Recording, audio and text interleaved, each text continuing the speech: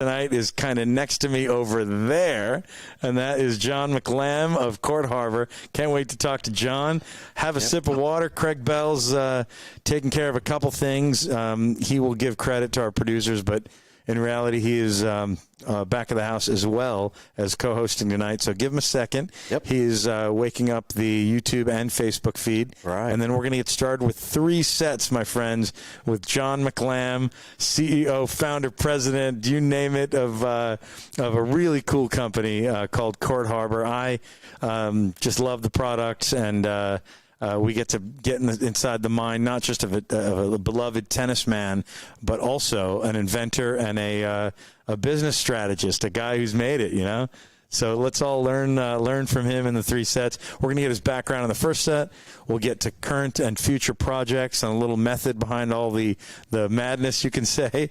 And then in the 3rd set, we'll let the hair down and have some fun. Although John and I don't have a lot of hair to let down, but we got the crew cuts under the hats, but Craig will lead us through some fun. We'll probably talk about film, music, and get to know the not just what John does, but who he is. Yeah. So here comes Craig with. Hopefully, here he goes. I'm still looking to make sure we're live. We're not.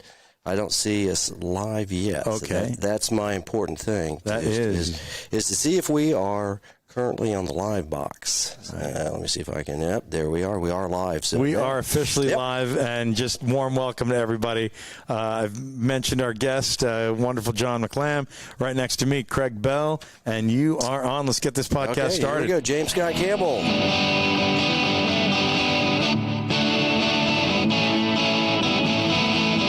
Hello, you are at the net, and welcome, friends, to another episode of the At the Net podcast, powered by Tex-Mex Productions.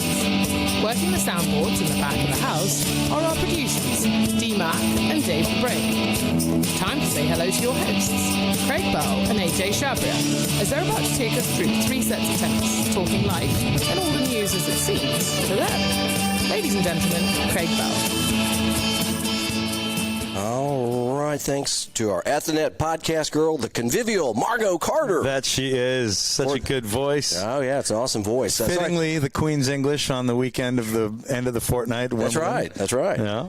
And sorry about my voice. I've had a little bit of allergies. Don't be sorry, man. I sound like a FM radio host, right? You know, yes. At like 2 in the morning. You sound better than normal, man. This is great. After about 4 packs of cigarettes, and so I'm not contagious or anything. But for that it's a righteous introduction. Righteous, And welcome, fans of the great game. You're listening to Season 1, Episode 123 of At the Net Podcast with AJ Chabry, always on my left, right? Is that you? That's right. And on my right, everybody, say hi to Craig Bell. And we're talking the great game of tennis tonight. As it seems to us. Thanks also go out to our good amigos at Tex-Mex Productions. We did have a brain sighting. I had to get the password from Dad. He didn't give me the password, so I had to call him up and get the password. Dad, he's like 27 years old. Yeah, so he's the keeper of the password. That's so funny. So I did talk to him for a couple of seconds.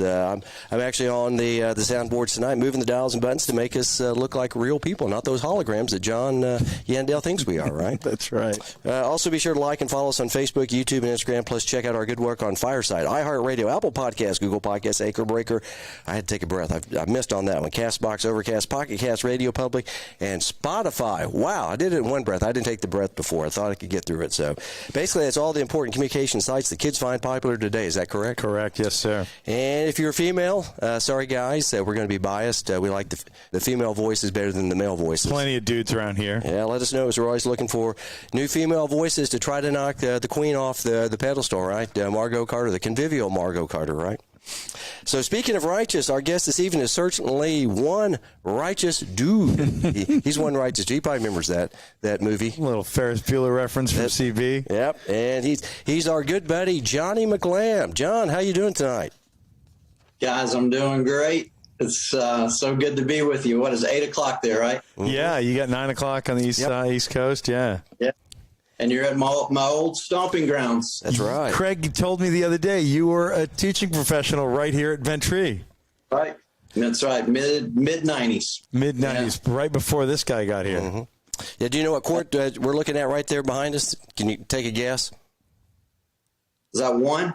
1 and 2. 1 and 2 back there, right 3 and 4 on the other side. On the other side, yep. You are correct. That's pretty good memory. Not too After bad. almost 30 years of trying to remember that, you probably had, when's the last time you were out here?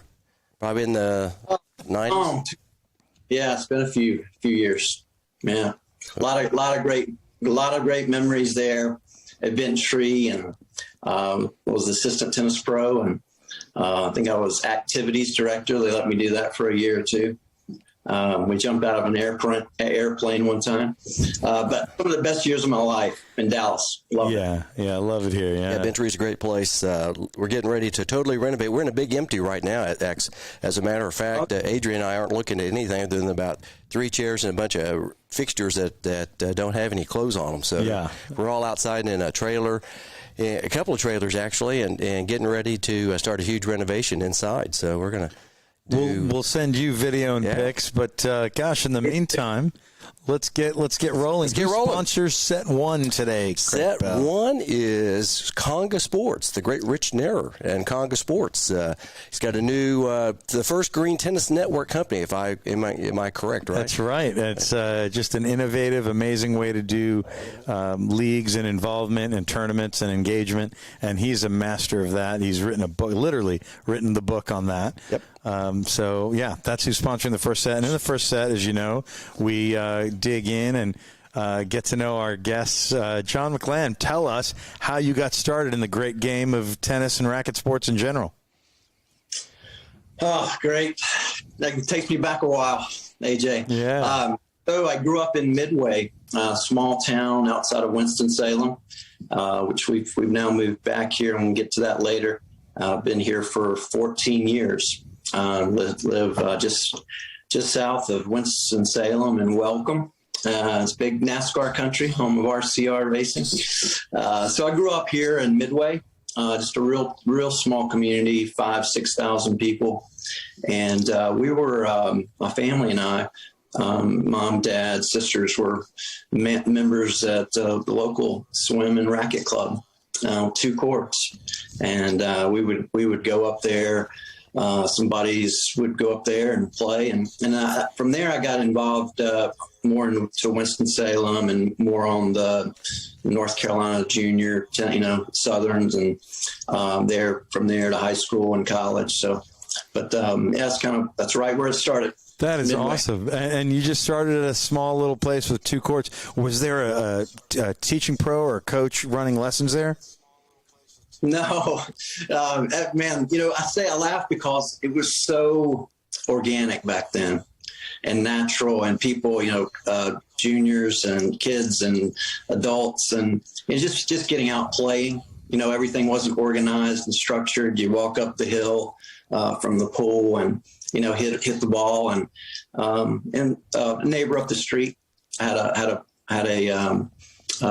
court in their backyard, but that wasn't common, and so that's how it started, just hitting, and then got to know guys, over the next few years. And so I just kind of hit around, in my hometown until I was literally like 8, 9, 10, 11 years old, and then started to get into more, sanctioned tournaments, more competitive. Around the 12 to 13 age. Was this late 70s, very early 80s when you got into tennis? Yes, that's right. Exactly. Yeah. And pretty good math. Yeah. And how did you get the good strokes as you were so self-taught? Who taught you that, or did you just imitate somebody? Yeah. And that takes me back a ways. Yeah. I've always been a Mats Wilander fan. No, I wouldn't say always, but I just, as I kind of went along and, tried to get better and started looking around at some guys and said, like, who should I be watching? And so, I loved his game, and, I loved, I eventually got to the point where I really loved Johnny Mack, and he was so unpredictable and everything. And, I'd say Mats Wilander, some of the Swedes, because that's kind of how my game ended up being, was not as good as theirs. Not the top ones, but more of a baseline or kind of all core player. Yeah. Yeah. And then tell us about how you got to be a junior that was recruited by one of the big Division I schools in your state, East Carolina University. Yeah. So, growing up in Midway, we had to definitely make a commitment as a family, going to tournaments, actually just going to practice, because there weren't a lot of kids really, as much as I wish there would have been, there weren't a lot of kids playing tennis on a competitive level. So we would go into Winston-Salem, which, is 25 minutes or so. And then got to know people there, some coaches, some other players. One of my junior coaches early on was Maurice Everett, who longtime tennis pro at Forsyth Country Club. He also played at East Carolina. That was the connection. Maurice went to East Carolina College back then. ECC. Yeah, and he's one of the few. He may be the only. I'm not in it, but he may be the only or one of the few tennis players in the East Carolina Sports Hall of Fame. And I started taking lessons from him when I was 12, 13, 14, connected with a guy named Leon Kay. And Leon was really committed to me and worked with me a lot. And my junior, my doubles partner at the time, Kevin Covington, shout out to Kevin in Durham, and played a lot with Dolph Ramsor. You guys know Dolph. We know Dolph. We loved having him on the show, and his name might come up later when we talk about music. He's such a promoter and a producer. But yeah, are you guys about the same age, you and Dolph? Yeah, a month apart. Yeah. We just, we actually played against each other more than we did together. I remember we did take a road trip from North Carolina to Birmingham, played a Southern Open tournament, played there, singles and doubles. But early on, we played against each other. And had some battles. He was playing with Peter Lauder, Pete's in Charlotte, and Troy Whitman. I'm not sure where Troy is these days, but Kevin and I played those guys, and we battled. And then Dolph and I got to know each other, and we hung out. We were friends, had music in common, loved music, and loved tennis. And yeah, we went to state tournaments and traveled quite a bit. And you must have impressed some college coaches because you got to play at ECU where your early coach did. How did that go? How'd you get into there?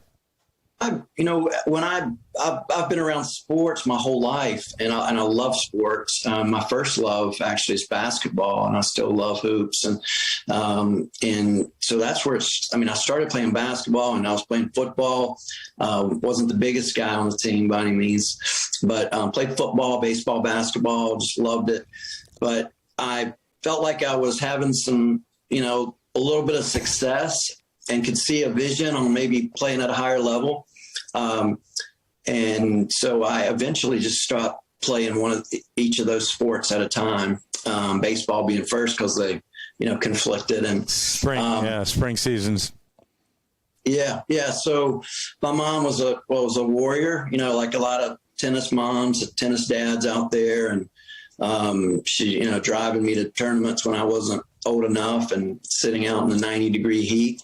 And it's a family commitment for sure. And but I just, along the way, I set myself a goal about I wanted to play Division I tennis, and I visited Appalachian State and UNC Greensboro, and I didn't get very much attention from the bigger school, like ACC, SEC, quite frankly. Mm-hmm. I had an offer at East Carolina, and my parents went there. A friend, a buddy, a couple buddies were there. So the emotional, the heartstrings were pulling a little bit too. Nice going. What was it like? Did you play all 4 years there, and who did you play against? And what was it like being a student athlete at a big school like that? Yeah, it was great in a lot of ways, and I'll tell you, it taught me. It really did teach me. And this is, it sounds, trite a little bit, but it in cliche, but I really did learn a lot. I mean, I had a lot of fun, probably too much fun, quite honestly, as far as especially the tennis game goes, and affecting that at times. But I worked my tail off, and I was one of those guys that I've got some athletic ability. Yeah. were, it didn't just come to me. And in fact, when I was at East Carolina, we were at one of these tournaments where in the fall, you take some singles guys, doubles teams. It's not so much the dual matches.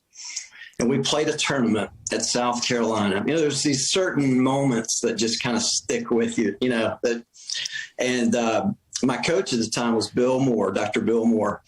And he's a sports psychologist as well. He's married to Nikki Moore's AD up at Colgate. And he was my coach my sophomore, junior, and senior year. So a guy named Sammy Stinnett. I mean, it's not Stinnett. He was like Kentucky. Grew up here in North Carolina. Sammy Toons, a guy from Algeria, Andre Moreau, a Canadian guy, and myself. And coach, when they both played singles and I played doubles with Andre. He lit into those guys so bad because they just pretty much tanked like their second set. And he said, look at McLamb back there. He doesn't have he's got hardly any athletic ability, but he works his butt off. And that's what he's made him into a player. And I'm sitting there going, I think that's a compliment. Yeah. Thanks. I think. Yeah. Yeah. So, but yeah, it's how it worked out. A lot was going back to East Carolina and the discipline, the perseverance, the work ethic. I learned that. I had good competition around me every day. And these guys we just reconnected recently, a group of us, East Carolina men's tennis alums, and right around Wimbledon. And it's, I would say that too is friendships, the relationships, that was worth more than anything. Well, John, and that's kind of where I was going with this, is I can feel the hard work, the relationships, and the entrepreneurial spirit that you clearly have as a businessman now. And that's mainly what I want to get into as we venture into the second set. But before we do, tell us a little bit about being not just a college player, but years later, like you mentioned, a tennis professional here in Dallas. But tell us about being on the other side of the desk or the other side of the table in college when you were an associate athletic director at Georgia State, the Panthers. By the way, just shout out to both schools. We dressed like Georgia State. We did. And ECU over here with the gold and purple. I love it. Good stuff. A little detail for you, but yeah, tell us about being an athletic director. Love it. Oh man, branding. Yeah. So I was at Bentry. Actually did go, and I was an assistant pro at Forsyth Country Club here for Maurice for a couple of years.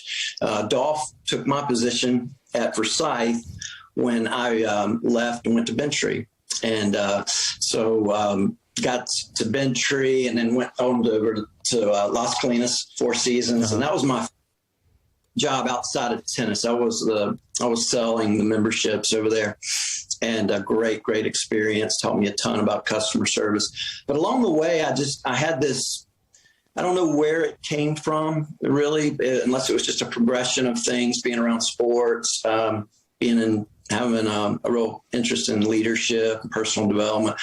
Working with, the athletes, I was able to combine some of that, I think, and I met some guys, Dutch Bachman, longtime athletic director. He was at Oregon State. He was at Furman, Virginia Tech, I believe, and just met some people that took some time to tell me about the industry.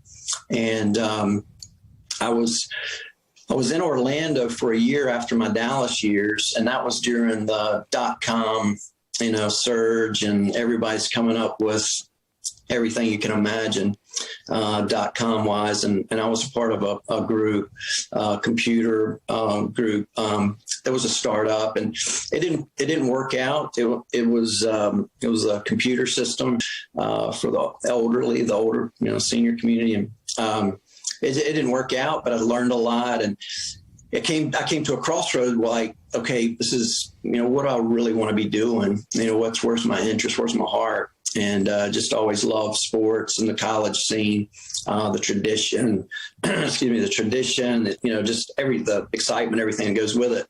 And so one thing led to another, and I was with ISP Sports selling corporate sponsorships for Georgia Tech. That's what got me originally into the college side. And that's, along the way, I continued to have this interest in following the athletic director path. And I went to Georgia Tech to get on the school side. I was at Agnes Scott College for few years. Yeah, I'm familiar with Agnes Scott. That's over in Decatur, kind of near Emory, right on the east side of Atlanta. Yeah, beautiful campus. They filmed, if I'm not mistaken, don't hold me to it, but they filmed, I think it was Scream, and I'm not a horror movie guy necessarily, but Scream 2 or 3 or one of the Scream movies, they filmed part of the Bobby Jones, movie over there. And I had an opportunity. The golf coach at the time, Matt Clark, Matt's at, I think he had a really great golf career coaching at Georgia State. They were as high as 4 in the country at one point.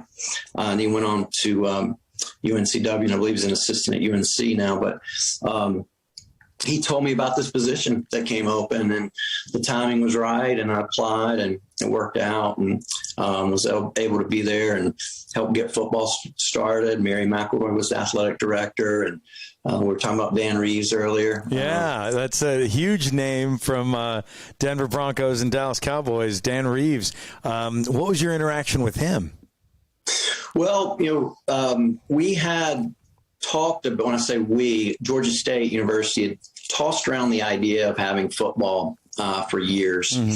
And, it's great. I mean, it's right there in downtown Atlanta, just recruiting hotbed for college football, high school football, and that in the South. But the challenge was that it was a commuter school, and so you had a big student body, but you had a lot of folks that went there, maybe got their master's or finished their degree, maybe went at night while they were working, and there wasn't the same amount of affinity, as you might have at some other schools, even though it was a pretty big school. But finally, they said, okay, in fact, the president at the time of the university said, I've heard enough. I want people to put their money where their mouth is. And so, if you guys raise this amount in this 6-month period, we'll go forward. And that's how it started. And during that process, we brought on Dan Reeves because he was out of, he'd retired from coaching at that point, but still healthy and active. At the time, unfortunately, passed away recently. But he came and helped us and really shared the vision. And with Mary McElroy, me, and other folks there on campus and the student body. And it was great. That is great, and I love that you got to share the vision with so many others, too. Speaking of vision, let's go into our second set. Craig Bell, who is sponsoring this second set as we talk about current projects of our guest, John McLamb? That'd be Circula app. Circula. Yes. They are the world's first platform to unite sports and entertainment. So. Awesome. And that's our friend Mark Wylam from the UK. Yes, that's correct. And folks at home, it's CIRQULA. Yes, Circula. And there's a .io, and the UK version is .uk. Right. So great Circula. company. We are pleased to be involved with them and call them friends. John McLamb, let's do it. Tell us about your current projects. I want to hear all about your whatever was in your mind that sparked this amazing idea called Court Harbor. Yeah, so during my Atlanta years, I was still playing tennis some competitively. I played USTA and played Alta. As you guys know, tennis world knows Atlanta just doesn't get any better when it comes to adult tennis. And so I enjoyed that. I played, and I actually coached a couple of years at Agnes Scott. And it was there, and it goes back that far, when I just had this light bulb moment that there had to be, in my mind, there had to be a better option for tennis courts than to have tennis fence in between some courts, like some will have. We think there's probably about 15% at most that have that, and you'll see it at clubs and resorts. But have that out of over 500,000 courts in America, 85% or more don't have anything. So you have the ball problem rolling from court to court. And I saw about 25, 30 balls sitting there between two courts. And in my mind, I mean, I can go back to that court right now. And I just thought there's got to be like a partition, which now has become our divider, that we got a patent on in 2017. And it just started from there, and kind of gradually it was a little bit of a trickle, really. It was. I kept it in my mind for a while. My wife will tell you, I got plenty of ideas during the day. My business partner will tell you that too. And they're not good ones, but there's plenty of them. So it stayed there for a while. I just had this kind of light bulb moment, but I never forgot about it, and eventually started to pursue it. And we got our first prototype made in out of a place out of Greenville, South Carolina. And when I realized that I needed someone smarter than me to finish actually do it in a nice professional way like we now have, we started to make progress on it. That is awesome, and such a funny way to say it. Somebody smarter than you. A lot of times entrepreneurs have to be humble and get an engineer or somebody to do it, and I really appreciate you doing that. Tell us about the engineering side of the product. It's padded. It's thick. Is it heavy? Is there sand or water in it? What holds it down, and how does it work in the back of the court? Yeah, sure. Well, we call them the frames, which are the two column uprights, and then the vertical piece. They snap down into a base, and then if you can envision a 4.5 foot by 4.5 foot picture frame, and then it's made out of high density polyethylene, and it's rotationally molded. It's a pretty awesome experience, like just to see the whole process, heat it up to about 300 degrees or more and mold. So we actually have, the mold, and it's about 500 pounds, the actual, cast iron mold. But that's how it's made. And it's made right here in North Carolina. It was really important to me as much as possible to make our products in the States. And, if we could, keep it in the home state. It took a while. It took a while to do that. So, because we had vendors doing this in one state, but vendors doing this in another. But I just said, realized that there's too many people touching this product. And over time and resources and conversations and relationships, we found a good rotational molder, and then kind of things went from there. And had some success. Well done. I was looking at your list of vendors. It's so many colleges, public facilities, tennis clubs, country clubs. What was your vehicle? You've told us nicely about the mold and the product side. What was your vehicle for marketing to all these entities who have said, yeah, we'll buy a few of those, and then clearly they bought more and more and more? How'd you do it?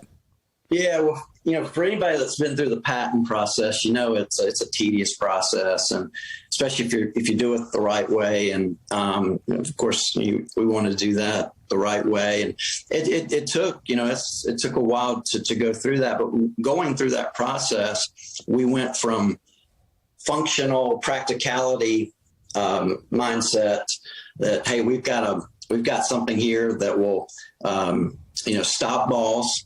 But this is an on-court billboard, basically, in a branding tool. And that's the earliest, the first few years, that's what for the college programs, they saw the functionality. They don't want balls rolling from court to court. They don't want interrupted play, having to call that, and you're in a great point. But they also want their court to look, their tennis center to look great. And, so we're able to help them do that. And, finish answering your question, AJ, there's a slip cover that goes down over that frame. And that's where the logo is printed onto the cover. And, what they are is they're portable. So, you can put sand or water in them. 30 through the base itself is 33 pounds. But you add water, sand, it's up over like 100 pounds. In some areas, there's some places that are windier than others. Yeah. We've got some, that do the ratchet strap to keep it secure, but it's portable, so you can move it. I love the slip over deal because let's say the product itself, if it's protected, even in the outdoor weather, it lasts years and years and years. But that cover, maybe it fades after 5 or whatever years, and then you pop a new one, and maybe your club logo or your college logo has changed, or you need to freshen up colors or something. I think that was brilliant, and it's not the type of thing that's gonna get ratty like a banner or crack with the sun and being banged by a tennis ball like a plastic sheet. Yeah, no, you're exactly right. I mean, the way we do them now, and like with any company, and a new company, young company, growing company, we unfortunately have to make mistakes to learn and figure out how we do it better, and especially in the earlier stages, and still, we still bump our toe, and everything's not exactly like we want them every time for our customer, but we'll make it right. But it's it's a process, and we make sure we do focus on that part. We want it to be, what we ended up going from is with the dividers. We had those for about a year to as bringing them to the market, selling them, having a decent number of folks buying them. But then I kind of, I looked around and I'm like, well, we've got a really unique product, and I believed in it enough to leave a full-time paying job, with good salary, and insurance, and wife and young kids at home to go do this. But I looked around after about a year, and you guys know the story, but we've had good success with some. They're in some of the most well-known college programs, indoors and outdoors. I've been really pleased. Really love seeing the facilities adding them to the indoor courts. But we had a unique product, but it was a product. We were just really a product. We weren't a company. And got some feedback, including Mate on UNCW. Always appreciate him, and just others around, and some of the early believers that added our dividers, and Mate was one of them, and Chase Hodge has been a big advocate for us from day one. Had some conversations, and it was like there's no one really that's focused on that custom logoed branded option for tennis facilities. You'd go basically do that at your local sign shop or somewhere. So that's when we added our next products in line were the court number signs, which Bentry has some there, and we appreciate Greg and all the folks at Bentry. We offer different, set sizes and shapes, but they're all custom logoed, so they have the club logo and colors, school colors and logo. And we like to, want to encourage people, your whether it's a new facility or not, or it's been around, your facility tells a story, and there is a story. Let's help you tell it. And got the net signs. That's what we added next. They're great for tournaments. They're great for that home, instilling that home pride, and especially at the school level, club level as well. And then we added windscreens, recently scorekeepers. So we're adding to our product line and now offering those in pickleball. John, the first place we're focused a lot on clubs and colleges where they might not have, like you said, 85% of the courts aren't divided with a fence. The first place I ever played on grass court, we're watching Wimbledon this whole week, was the West Side Tennis Club in Forest Hills, Queens, New York, and they have your product installed. Yes. They always grateful to West Side and showing. Sorry, let me get this screen. Sorry, guys. Always very grateful to those guys for really showing belief in a really early young company from North Carolina, unproven at the time. They were literally one of our top first 5 or 6 facilities to add it. And so we did that. Dolph and I, Luke Jensen was still there. I wondered if Luke was the director when you got in there. No, Bob. Oh man, Bob, the pro that was there before. Was it Adams? No, Bob. I definitely remember who you're talking about. Bob O'Reilly. Bob O'Reilly, the Who. Yeah. They and Luke came after they were already there. Gotcha. But yeah, Luke went out to see the Avets. When Dolph was in town, I went up and we played on the grass course. That's the first time he and I both had ever played. You know, two guys from North Carolina. We didn't have a lot of grass courts around. Y'all have red clay everywhere, but most of the courts aren't red clay, right? It's usually hard true. Yeah, I think we need to talk to some of our Rich Benson and some of our court friends and get those guys, Blair and some of those guys to come up and do. That is right. Well, This is the part of the second set, John. We'd like to get into current but also future projects. Tennis, racket sports, pickleball have experienced a little bit of a COVID bump. I believe you are seeing the benefits of some of that. What are people doing to keep up with that? In other words, what is your company doing to keep up with that demand? And number 2, what does the future hold for your company in terms of products or marketing or development? Yeah, sure. So, I can tell you, we can't keep up with pickleball fast enough. As far as it's moving, and I say that as a compliment to not that our team's not working hard. It's just there's so much growth, in the popularity. So what we want to make sure and do, since our focus has been on tennis, is continue to do what we've been doing in tennis with the custom dividers and the signs, the scorekeepers, and hopefully be that. That was my goal all along, and continues to be that turnkey solution, for tennis facilities. And we see just as much potential and opportunity for the pickleball, but we want to make sure and do it right, and pickleball is we want to jump in, and we have to a degree, and we're doing pickleball signs, and we've got a divider in the works and a lot of cool stuff, but we want to make sure and do it right for pickleball and for that industry. It's, smaller courts and smaller needs and things like that. So, we're adding things and getting in there as much as we can. I'm a big believer. Going back to what we said earlier, I talked to people over the past year or two and smarter than me and asked them about pickleball. And they said, John, I can tell you it's here to stay. This isn't a fad. Not a fad, yeah. Well, we've got a really cool question from a frequent listener, a great tennis player and coach. His name is Nick Smith. And he says, I asked this before, but does anyone feel like pickleball will be a problem for tennis programming? And his follow-up question is, what about touch tennis? Yeah, and I would say this. I try to, as much as possible. This is our space, and this is what we do, and this is what we specialize in. And I try to stay on top of that as much as possible. I would say you've got a lot of other guests probably closer to the vibe on that than me. I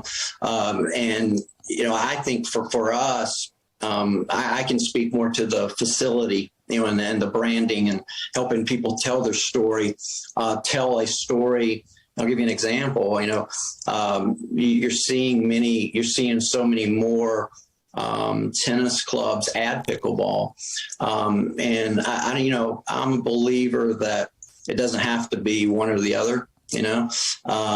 Some areas might gravitate more towards tennis, some might gravitate more towards pickleball, but we can help tell that story from the tradition of the tennis, but with the new of the pickleball, and it's fun. And, but for the game itself, Craig's closer to that than me. That'd be a better question for Craig. Well, John, you're too humble, and thanks for answering most of that question. And Nick Smith, watch out. Craig and I have been talking to Rashid Ahmed, the the GOAT to the godfather of touch tennis UK or worldwide. So we've already had his ambassador here in the States, Steve Davis, on the show. John might know him. Do you know Steve Davis? I don't believe so. I don't believe I do. No. He doesn't live very far from you. He's also Pinehurst, right? Pinehurst, North right? Kakalaki, yeah. He worked for Prince when I was working for Prince for in the 90s. Yes, yeah, really good guy. And I didn't know if you'd run into him or not over there. Well, tremendous guy, and he works closely with Rashid. Rashid is even funnier than Steve Davis, and we'll have him on the show. Nick, we're going to get all those questions, especially that last bit called, I think you wrote, Why Not Touch Tennis? So we'll get into that. It is time for Craig Bell. Do you have any other questions in the second set? No, not right now. So no, I think John's done a great job. He's awesome. He's been very interesting thus far. I'm really fascinated. Yeah, I've learned a few things from John that I didn't know about John. So, yeah, I mean, I found the Court Harbor. Fun. What's that? Or you guys make it fun, and we need more of what you guys are doing. Well, thank you. Circle back to Nick's question. Something that I've seen on the pickleball side, and maybe I'm stating the obvious, but I think pickleball is doing a really good job of combining the social aspect, with just seeing chicken and pickle and things like that. Places, tennis, there's a certain amount of that, but there's some innovative, some really neat things being done, conceptually. I see on the pickleball side. So, but we, tennis is where all of our hearts are, right? There's no question about that, John. But sometimes I feel like your old coach, as an elder statesman in tennis, sometimes I feel like, hey, why tennis? Why can't you all be more like McLamb over there? Pickleball. Why can't you be more energetic and hardworking like pickleball? Yeah. Right. That's right. There's a lot of truth in that. Yeah. Well, I think, if you look at tennis, we're, 140 years older than pickleball? Yeah. It's, and we're all of the age, we grew up in the tennis boom. 70s, And guys, we could talk about this subject, but I think one of the real keys is how do you take the history of tennis, and the tradition of it, as much as anything. Wimbledon's a great example. A lot of people, we love the kind of that more traditional approach, especially at the Grand Slams, but also how do you make yourself, how do you look at things differently enough and be innovative and keep up with the times and engage with audiences that you need to for growth. Great point, and I'm glad you mentioned Wimbledon. These days, they do more interior shots, and I'm like emotional when I see that it's still traditional, but look at that clubhouse. It is contemporary and cool, and they've found ways to blend things from 1877 and things from right now, bleeding edge. Yeah, I don't like folks. Go ahead. Yeah, they're doing some really good things there. Yeah, we missed this. This is the.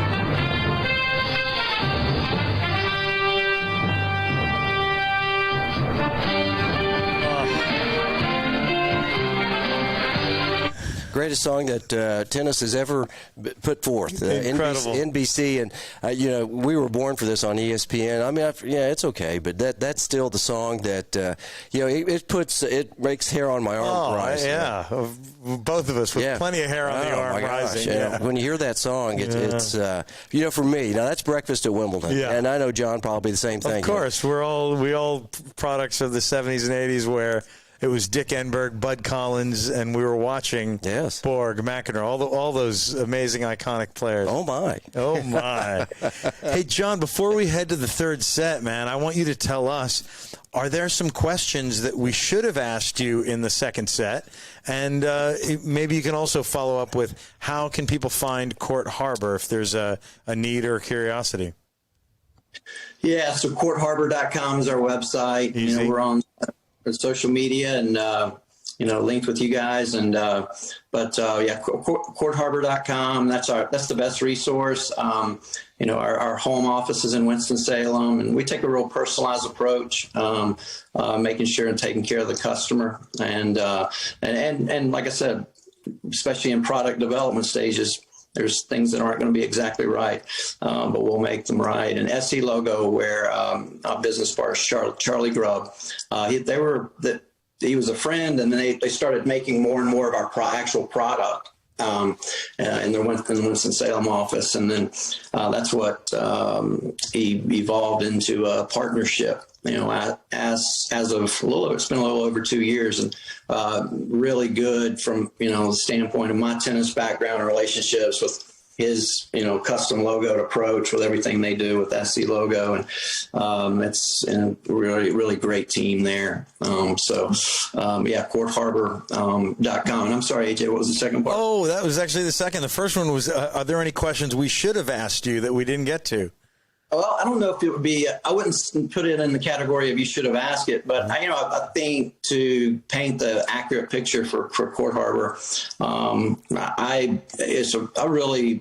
it's very important to me, and I guess you get in that stage of life where you've got more years behind you than you do still ahead. You start looking at, what are things that are going to, what are things that are going to be around and people, and what are things that are going to make a difference and be around long after us, and, making an impact in our communities. And that was a goal and motivation of mine from very early on, with Court Harbor, was to give back and make a difference in the lives of. And that's why I wanted to talk about Thrive a little bit too. Yeah. Tell us about what you're doing for personal development for young folks. Yeah, sure. You have to stop me. I've just developed a really strong interest, if not a passion, about that. Being at those colleges and campuses and some really great schools, I mentioned them earlier, Georgia Tech, Wake Forest, Georgia State, Agnes Scott. I just saw a need where I felt like was a need for young people. I'm starting to, really sound old here, but for young people to learn those intangibles. I don't really like the term soft skills. They'll call it that, but intangibles, things that you need to know outside the class, outside of the books, outside the academic side, and building relationships and understanding the importance of communication and follow up. And I think one of the things that really stuck with me, this was when I was still on the AD path.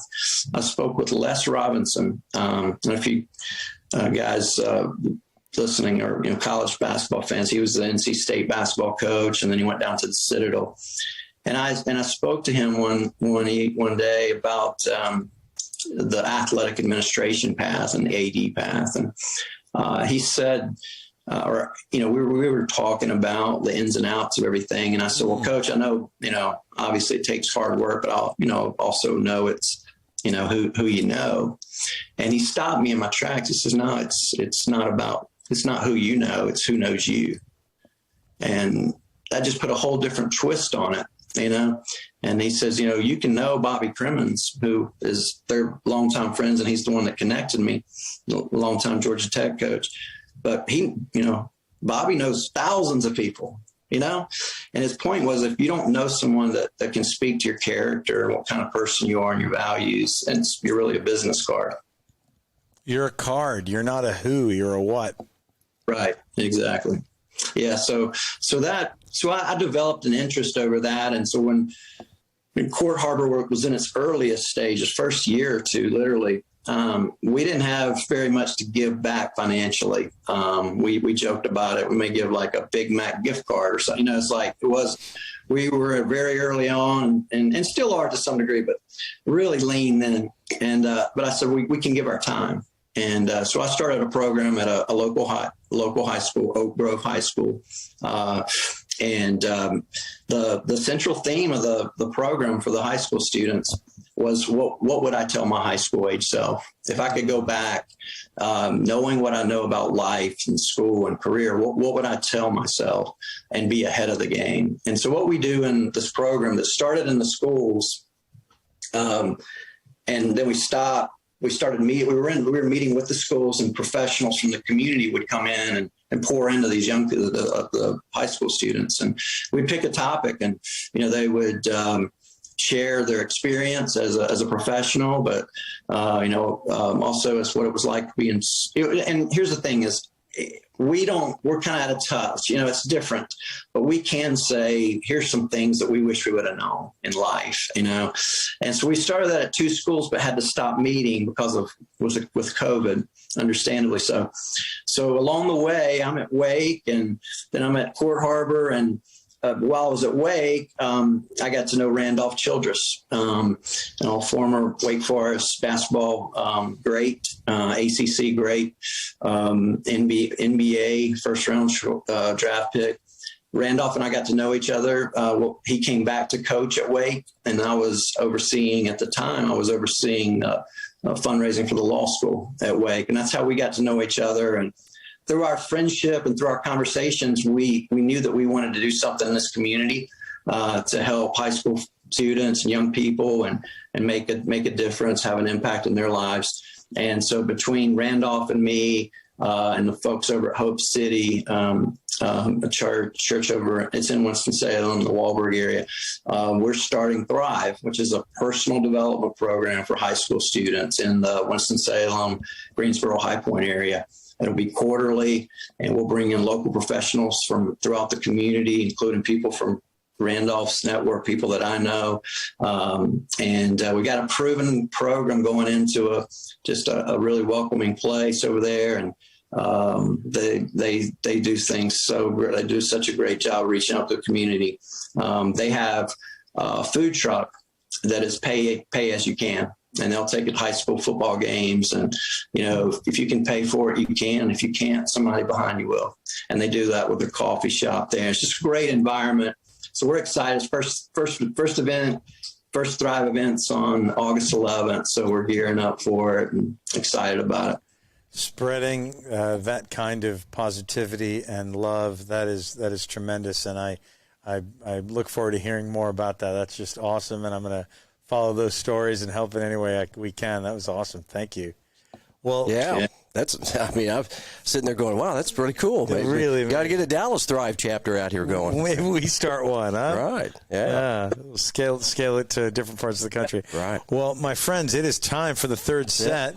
And this is brought to you by... Well, it's kind of a duel tonight. It is both. It's both Court Harbor. Yeah, we love Court Harbor, and I'm a walk-in announcement for Court Harbor. And I think, hopefully, one of John's, I wouldn't say first customers, but I was probably in the top 20 or 30 maybe. You and Westside Tennis Club. You're right. We didn't get the dividers. We didn't need the dividers, but we have their numbering system outside. And I think we went back and reordered some more stuff just recently from you all. So we are users of the product and proudly display Court Harbor outside. Inside, we haven't needed to use them at the moment, but we possibly will one day. So. I probably ought to take a picture. Folks at home, these are not this is not a white plastic number with a black or green number on it. This is not that. And they've lasted for several years outside in the Texas heat, the Texas winter, and rain, sun, winter. I mean, these are 2 colors, borders around it, club logo. Very slick. It's perfect. Oh, it's very, really, very nice. really good experience for the pet players here. Yeah, so we're glad to use John's products, and then also the great Blair desk array with Master Systems. If any products that John can't supply, then there's also Blair D around the North Texas area. He's our great buddy from Master Systems. Also sponsors our hats. So if anybody's looking for a lid. Let us know. We just got some new lids in, right? We just got a few dozen in, so we're fresh. We're in stock, so hit us up with your address and all that. And, John, obviously, we're going to send you a little swag bag. We got a little something for Johnny. Right. Well, let's do it. Okay. Third set, sponsored by Court Harbor and Master Systems. That's right, dual sponsor. So, all right, Johnny, you ready? All set. You sure? You positive? Yes. Feeling good? Yes, sir.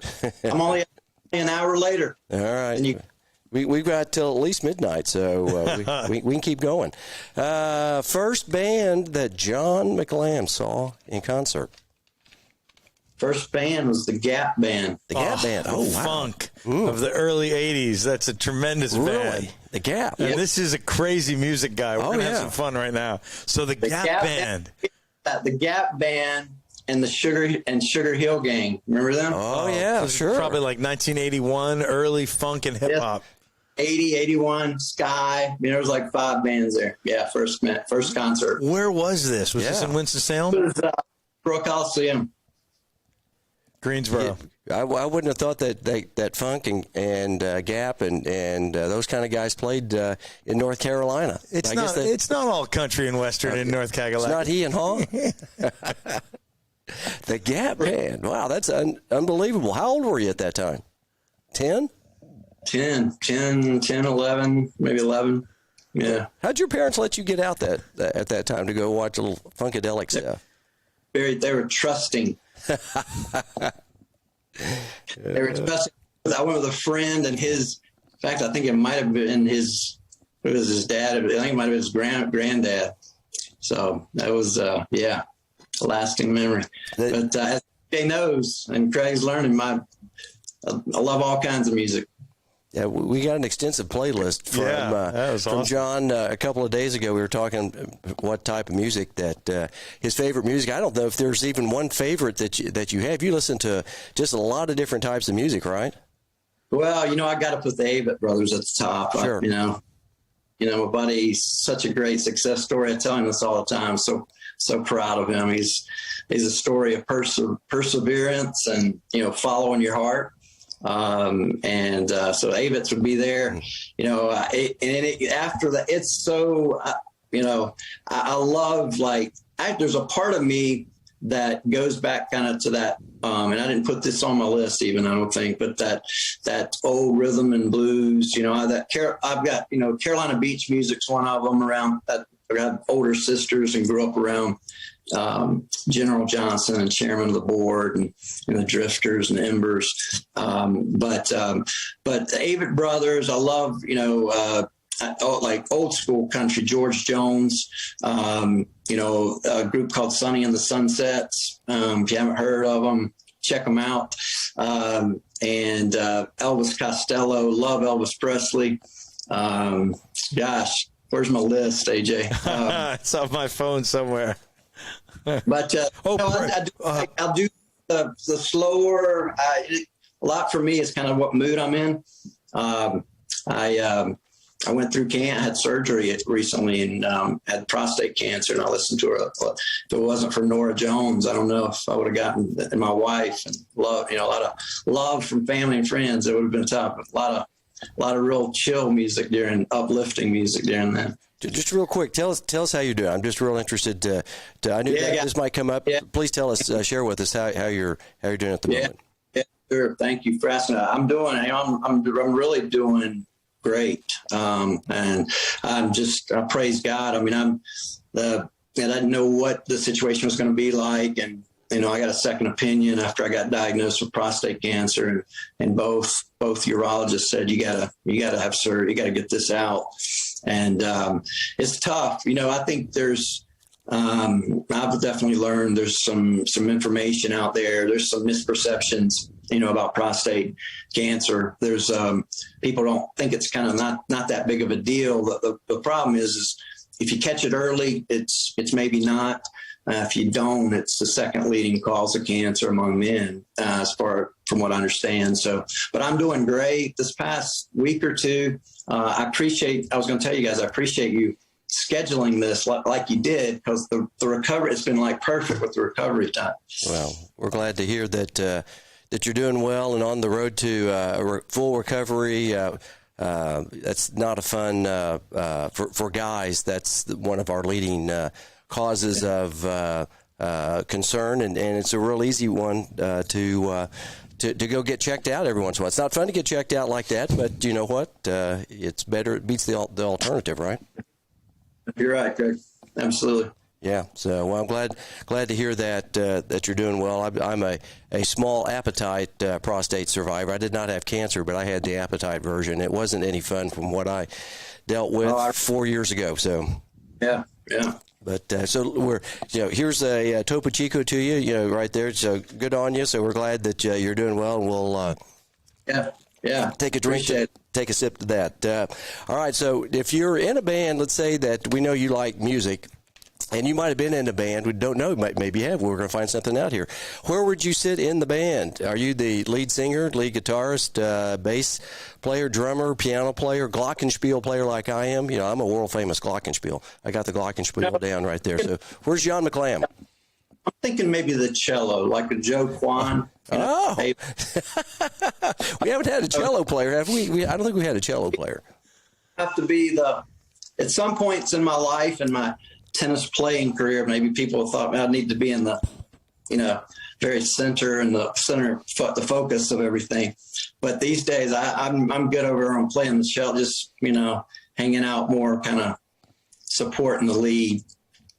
So Yo-Yo Ma, I think he's a cello player, I believe. Yo-Yo. I love the Joe Kwan reference. That's Joe cool. Kwan, that's right. That's cool. So we've never had cello. That's a good first. Like Harpo Marx. You can be Harpo. 120 something episodes, and that was the first one. First cello done. player. We won't let you be in the cello. We'll let you sit in the cello section right there. Usually they're in the front section, so that you're up front. So you're not a singer? I thought you might be a singer. No, I'll tell you, my oldest son is 11, and I just, I don't want to be one of those parents, right? But just a beautiful voice, and he did not get it from me. He didn't get it from Carrie. My niece, my oldest sister, Jan's daughter, Jennifer Alcon, her husband, Corey Alcon, they lead music at our church, and they got all this musical talent. Corey self-taught. He plays like 5 instruments, great voice, him and Jen. And I'm like, man, I'm glad Lawson got some of that. I'm not a singer. Yeah. But you appreciate music like none other. Right. And actually, that's 2 weeks in a row. Next week, we've got a huge music guy. Oh, yeah. Yeah, we've got another big one that John might know about. But all right, first paid job that Johnny McLamb. Were you a paper boy out there in North Carolina? North Carolina with friends, parents, friends when I was a little kid. I think I made $11 for the day. That was my first one. And then, my sisters will give me a hard time. They said I didn't work, during high school and college, but as you guys know, it's hard to do that and play summer, to do the tennis grind and play in tournaments throughout the summer. My first paying job, I'd say, in fairness, other than kind of here and there, odds and ends, was at Forsyth Country Club as an assistant tennis pro right out of college. Oh, really? Wow. Were you stringing rackets and everything? No, Maurice was a stringing machine. But I didn't string. I'd string my own, but I didn't really do that. I taught and oversaw the junior program, and that's what led to my opportunity at Bentry. Yeah, how'd you get out here? I think Jim Ward was the director. How'd you guys know each other? Yeah. So I got to know Jim through Tommy McDonald. Tommy's you guys know Tommy, I think. Sure. Correct. You do. Tommy's like a little brother to me. He's one of my best friends. He was a freshman at East Carolina and played there when I was a senior. And he had family in Dallas. And we went down to see him, had a great time. I was at that point in our early 20s. I wanted to maybe move to a little different part of the country. I'd been in North Carolina my whole life. So he had family there. Then, had some other, found out then, started, asking around and knew some other people in the tennis community, and one thing led to another. Yeah. And there you were. You were in Dallas about 5 years, maybe 6 years? Yeah, 4 years. 4 years. Okay. Yeah. Because I know I was at the U Club when you were out here, and I forgot you had been over at the Four Seasons for a couple years. Yeah, over there. That's a nice place. I hated leaving that place. I was an assistant pro long before you were there. So it was a really nice place. So, favorite movie, TV shows? What do you like to watch? Are you a? Oh man, my wife gives me a hard time. I'm like movie. I'm like a big throwback, kind of like Brian's song, the teardrop, kind of that Wake Forest connection, and hers is more like Hallmark. It's like kind of fantasy stuff. I'm definitely a sucker for some of the Netflix, going back to Breaking Bad, more recently, like Yellowstone. There's, what is it, Longmire? That was one of the. That's a great one. But yeah, those kind of. I like the suspense. You know, what's the guy's name from? Can't even think of the guy's name. But some of the British films that they do over there, some of the series. So, have you seen the new Top Gun movie? I have not. But I do more so than that. I want to see the new Elvis movie. Oh, I hear it's amazing. Yeah. Yeah, I heard that guy's really good. I don't know the actor right offhand who plays the Elvis, but they said that he did a phenomenal job with Elvis. They said that Tom Hanks, I heard also too, did a remarkable job as Colonel Parker. Colonel, yeah. They said because he said, Tom Hanks is so likable. They said this guy on the radio, I was listening to sports radio, I think the ticket, and they said that they hated Tom Hanks. Yeah, they said it was tough to hate Tom Hanks, but the way he played Colonel Tom Parker, man, that guy was tough on Elvis, I guess, and just ruthless, but I've heard that's a good movie as well. So is like Mr. Bean, is that what you're talking about, like British television, Mr. Bean? No, gosh, I think like Coben. It's like the Stranger and some of those movies, like that British kind of suspense, real time, real world stuff. Right. No, I knew what you're saying. Yeah. There's some really good shows coming out there. Are you a binge watcher? Do you like hit the Netflix and like watch 337 episodes at one time? Well, yes and no. I'm a sucker for that.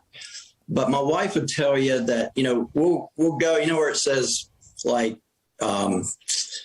viewed, continue viewing, whatever. Yep. Well, I'll watch 2 or 3 episodes and I'll lose interest and I'm off to the next one. So if one keeps my interest all the way through, that's pretty, that's an accomplishment. But yeah, sometimes, Greg, to answer your question, if it's good enough. Breakfast, lunch, or dinner, what's your favorite? I love breakfast. I'm not good about it. I'm trying to get better. I love like just a traditional breakfast, around North Carolina, we love our country ham, and grits and red eye gravy and all that. It's not good for the blood vessels, but good breakfast. But dinner, I love food too, just like music, Italian, Mexican, good steak. So dinner would probably be at the top. So I got to ask this question. Now that you've lived in Texas and you lived in Carolina, so this is fighting words now. If you don't answer this correctly, what's your favorite barbecue? You knew I was going to ask that question. It's got to be North Carolina barbecue. Oh no, you're the pork with He's the more vinegar. Pork vinegar based. Huh?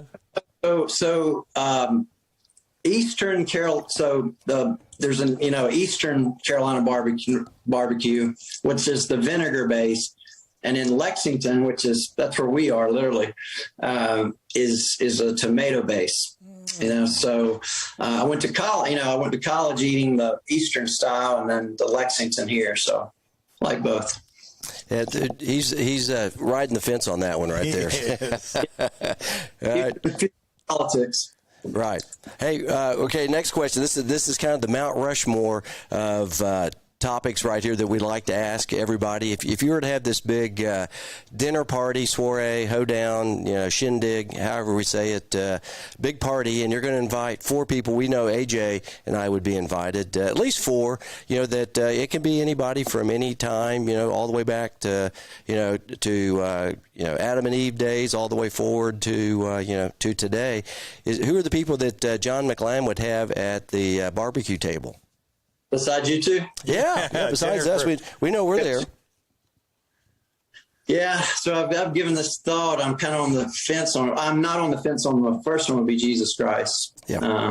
That would be first, for many reasons. Yep. My second would be probably Muhammad Ali. Okay. Yeah. Good one.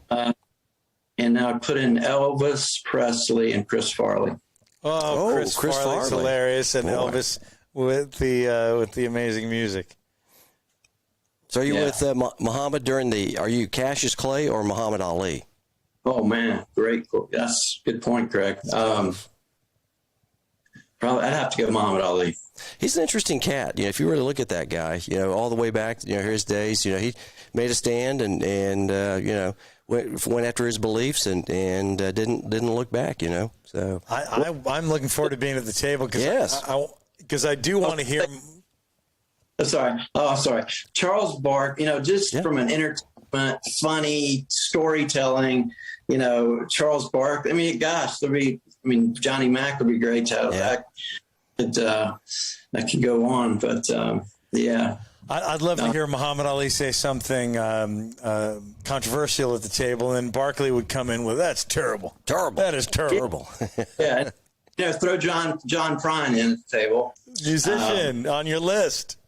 Yes, yeah. So that would be a win. You got a lot of attitude, background, and diversity of background and stories. Man, yeah, good conversation. Yeah, no, that'd be a really good dinner table. We serving Texas barbecue, hopefully. Yeah, what are you serving at this great dinner? Yeah, what are we serving? Just out of curiosity. It doesn't have to be barbecue. We're just joking. Yeah.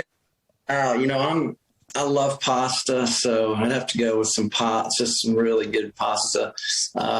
Maybe a few different pasta dishes, nice salad, Yeah. All right. Is this pasta? Is it a more tomato-based pasta? With the red sauce, or are you the white sauce? No, tomato based. Yeah. Okay, I'll be there on that then. So I'm down with that. We had spaghetti the other night, and my wife's like, "You want spaghetti?" And I'm like, I like spaghetti. It's like, come on, Maggiano's is one of my favorites. That's a local place. I don't know if you remember Maggiano's. I could eat big portions. Yeah, it's big. It's healthy. You're taking half that home. Oh yeah, and then you get one for free if you get a spaghetti. So there's about 4 or 5 you get for free. So. With having you guys here and thinking about Dallas, I'd have to say at least some chips and salsa from Uncle Julio's. Oh, there we go. Yes. And then I'd probably just fill up on that. Yep. Julio's is pretty good. That's just right down the street. So that's that one just it's still in operation. It's still going. So next time you come by, we'll take you there. Yeah, perfect. It's a good place. All right, I got an idea of what you're going to answer on this one. East Coast or West Coast? It's got to be the East Coast. I've said a lot of times, and Brad Berry, if you're listening, some other guys out there, and Kirk Orhood, some the guys, the California boy tennis guys. I would move to San Diego in a heartbeat, but I don't know if I could leave the East Coast. Yeah, East Coast is pretty special. So I'm an East Coast guy, and I enjoy I've gotten more and more in my older years, like the cooler summers. So the New England area is nice. My wife's from Massachusetts. So. Oh, wow. Really? Yeah. What part of Massachusetts? She's from a small town called Webster, which is a half hour south of Worcester. So Webster's about an hour away from Boston. Yeah, have you been to Webster? AJ's from up in that. I know Worcester, and of course everybody knows Boston, but Webster, small town, kind of in there. That's cool. Eastern Massachusetts. Yeah. She's got some of her family. Her parents moved to North Carolina. Oh, I love it. Closer to her. They would say us and their grandchildren, but their grandsons. All about those two. That's awesome to have grandparents who move closer. The best babysitters humanly possible, right? Yeah. Yes, absolutely. That's awesome. Mountains or beach? Are you a mountain guy, beach guy? Mountains. I went to the beach. We went to Myrtle Beach a lot. More in my more recent years, we've spent time at Oak Island.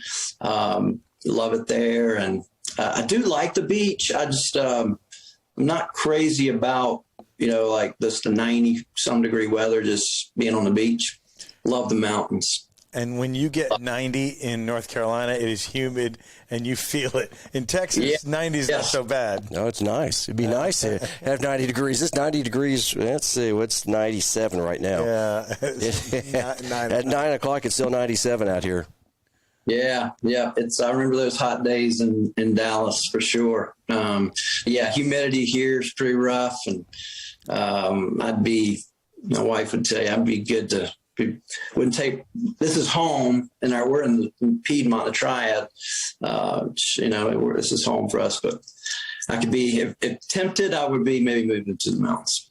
Do you like the Appalachians? Over there, or like where App State is, and through that part of the country? Rock area. Linville. Yeah. Love it up there. Or are you talking more like Colorado, Utah, New Mexico, the Rocky Mountains?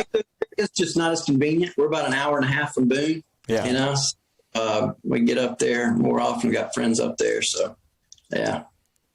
Sunrise, sunset. You a morning guy or an evening guy? I'm more of a morning guy, I would say. Yeah, morning. So you get up like at 5:30 in the morning, and like Lane Evans, our buddy Lane, he's up at 4:30 working out. Yeah, you know, I used to, and I did in like playing college tennis. We had some early season workouts, and then early years of Court Harbor, I was up around 4 on a pretty regular basis. But you know, I was going to tell you guys, I'm impressed. You've got, 131 people that joined you at 9 o'clock Eastern time? 123. Yeah. And some of them are here or West Coast. Some of them are in the UK. And as far as away as, Turkey? Turkey. We had Vladimir last time we spoke a couple weeks ago. He was up at 6 in the morning. We were doing it at 10 at night. That was really nice of Vladimir Volchkov to get up that early to do the last 122. He was our Wimbledon kickoff show. Yeah. But you were saying 120, yeah? Yeah. Yeah, man, you guys, that's impressive, you know. And I'm glad, like I said, I'm glad you guys invited me on the biggest day of tennis with Wimbledon finals. That was nice of you. Well, quickly, give us your recap. What's your take on Wimbledon? Yeah, give us the women's and the men's, and if you want doubles too. Yeah, you know, we're East Carolina guys, a bunch of guys that played at East Carolina. We were pulling for Tommy Paul. He grew up in Greenville, North Carolina. Right. And mom, and I didn't realize this. Jill, if you're out there, hello. I didn't realize this. His mom played on the women's team when we played, when I was there. And Tommy's mom and Francis, man, it's hard. I'll pull for that guy. What a great story, you know, like just his background and everything. So, but then center's fun to watch, you know. It's like it was, and then Kyrgios, man, I know everybody feels different, but I think he's good for the game. You know, he just keeps it interesting. I wish he had kind of maybe reel it in just a tad when the kids are around. But it's just kind of like Johnny Mac, you know. And you know what's funny? No, McEnroe, Johnny Mac has him pegged as good as anybody. Like as far as what makes him tick and all those things. And because, Mac was just like that in a lot of ways, but he's good for the game. I just think I don't know. What do you guys think? Nick, are you good for the game, Nick? Mate, what kind of question is that, mate? You call yourself a journalist, Craig. Piss off. Next question, John. All right. We got to take AJ on the road. Oh, yeah. No, he's good at that. He's good at voices. Do you think he's good for the game or no? Well, he's clearly good for the game in terms of ticket sales and being box office. Right. He's clearly not good for the game if the kids are going to want to spend more than 5-10 minutes on saying the F word and tweeners, all gratuitous tweeners. You know, totally on that. Yeah. But overall, I'm just a little bit of. I don't know, kind of just reel it in just a tad. I like how you said it. Reel it in when the kids are around. And Craig has a good take on him, too. Oh, I like him. I mean, I think it's okay. I mean, I didn't used to like McEnroe and his antics, but I think that, you got to have a little, world-class wrestling, WCW, in this thing. Yeah, and if I can just simply add, when a guy like a reputable, amazing coach and commentator like Darren Cahill adds that it's very rare that Nick makes a tactical error. I thought, wow, that's high praise coming from Cahill. And the obvious stuff is amazing finesse, crazy huge serve, huge forehand. And I used to kind of not like his backhand, but then I'm watching, I'm like, he's able to hang with some big hitters with that very compact, clean little backhand, which to me isn't very good looking. Like I'm more like, I drool watching Wawrinka or Roger, but Nick is pretty cool to watch too. No, it was. I'm not the only one that was thinking this, but it's like if he could, and it's easier said, and he is who he is, but if he could have gotten his focus to a level and realize it's not his box that's playing the match, it's him. That's the stuff that I don't know if I said to myself when he was down he had his three break points. A pretty critical time, I think. I was like, it would not surprise me at all if he loses this game. It just and it happened.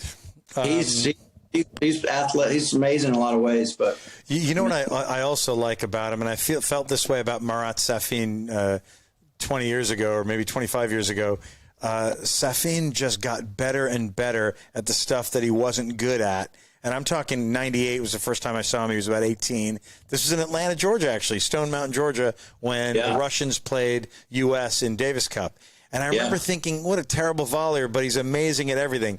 Within 2-3 months, he was an okay volleyer. Within 2-3 years, he won 2 slams. You know, it's amazing. And I see that kind of improvement in Nick. You know why? Because in the press conference today, again, a little controversial here, but he immediately recognized what was much, much, much better about Novak, and he kept using the same word, composure.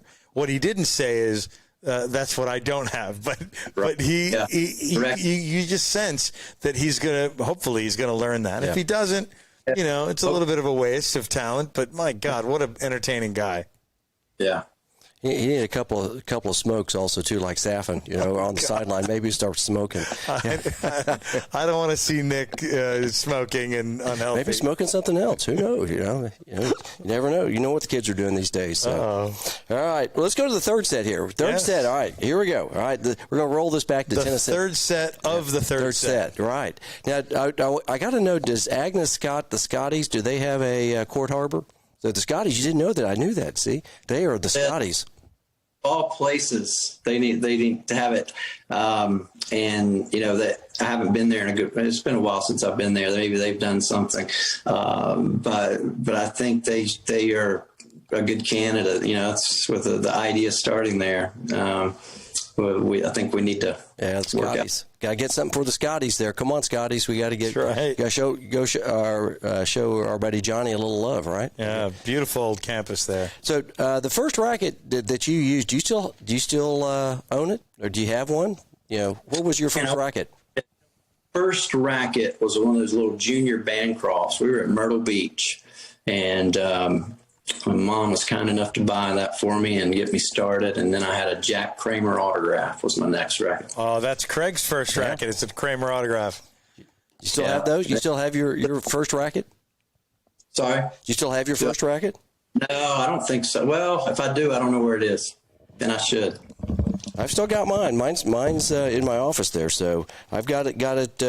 It's in its press, and it's still alive and going. Actually, I've had people go out there and hit with it. It's in pretty decent shape. So, what's your racket of choice today? What are you using? I'm using the Wilson Blade. The Blade. Wow. Okay. Yeah. So I kind of made a change a while back. I haven't played a lot lately, but I think I'm gonna try to get out and play. Start hitting it around again here pretty soon. What you got there? That's my first racket right there. The Jack Kramer right there.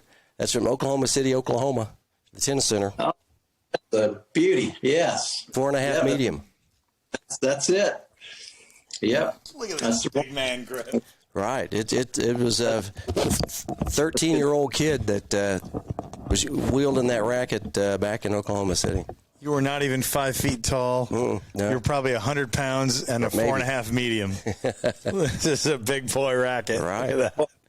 A complete warrior. Right. That's right. Yeah, I didn't know it at the time. So blade, what kind of blade are you using? The bigger one? What size? 95? Because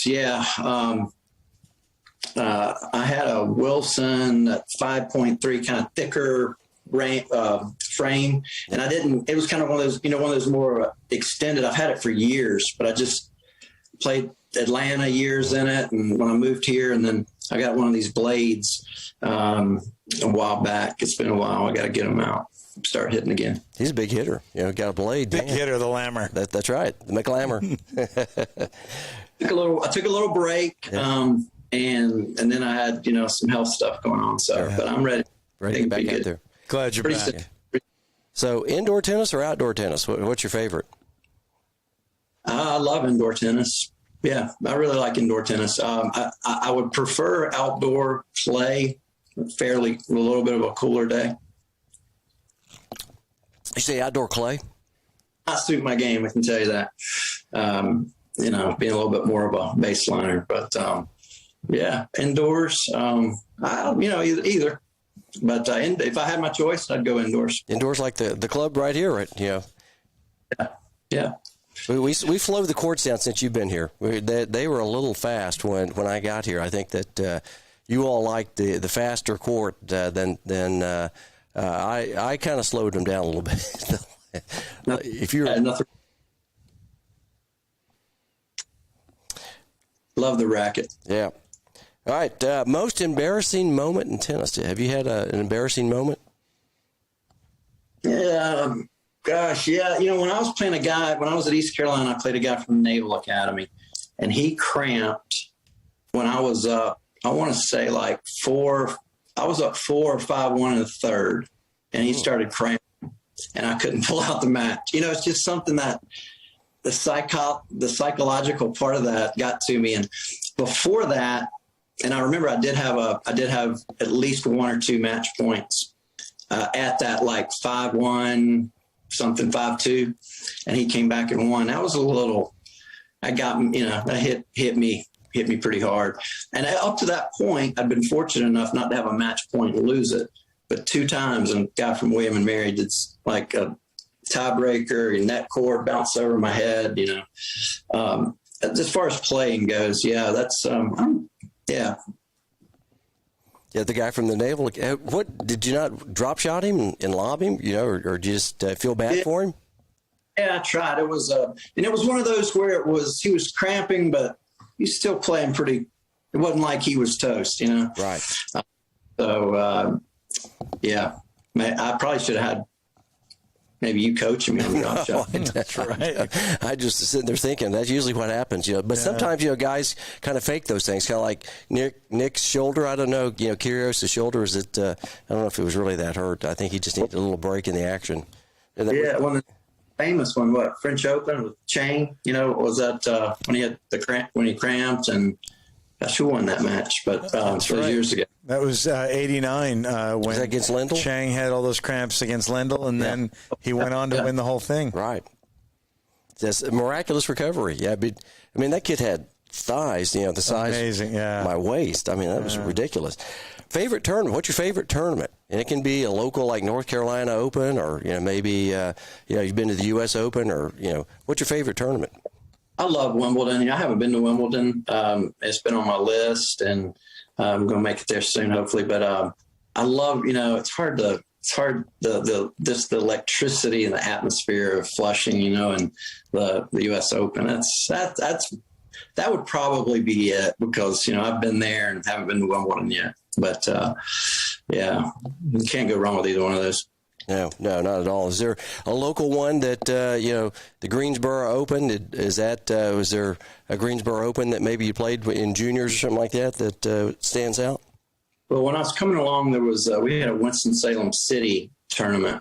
And that was a big, it's I don't think been as, quite as a big deal or a big draw, or as competitive. But back, and this was my college years, I played a guy named Mike Zarnicki, played number 1 at Wake, and I think he had won it like 9 out of the past 11 years. And the 2 years he didn't win it was because he didn't play in it. And he was all ACC, and he was big time. He had a great game, and played one of the best matches I ever played. Pulled out a win against him, and so that kind of has some fond memories.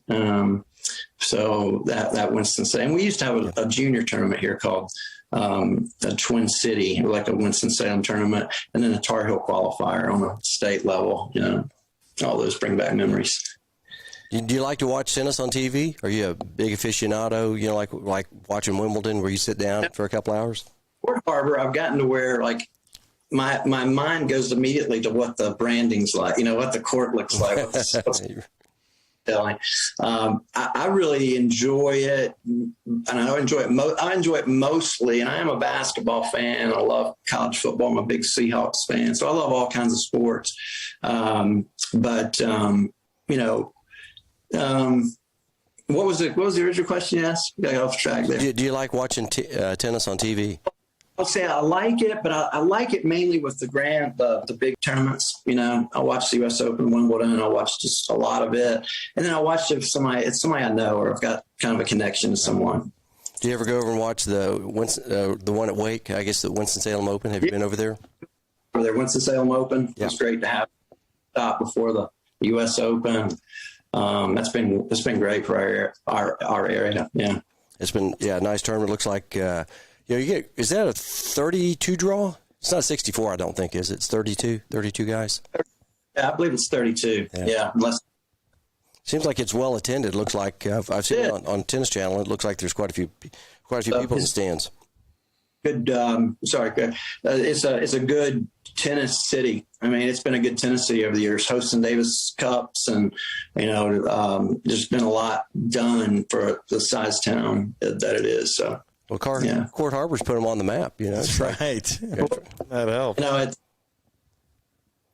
Who's your favorite? Did we lose him? Oh, we got a little loss of connection. It went to his just kind of profile photo, and then it went over. Okay. Well, maybe we lost his connection somehow. So, I guess we can stop right there because that was a good third, and it's going to be tough to get him back. Unless we re-rack and get the thing going again. But that was a blast. CB. John is such a great. I hope everybody can learn like we have from his entrepreneurial mind and his openness.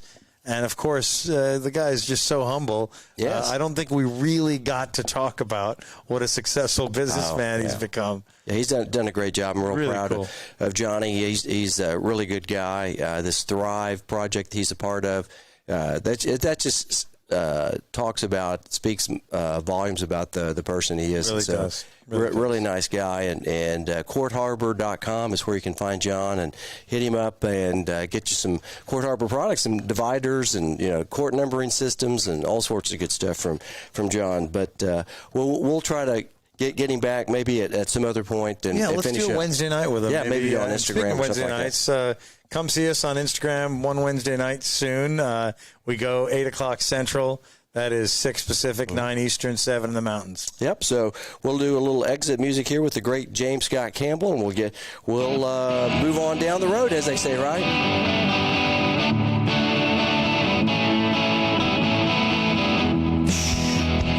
Thanks for listening to Season 1, Episode 123. 123.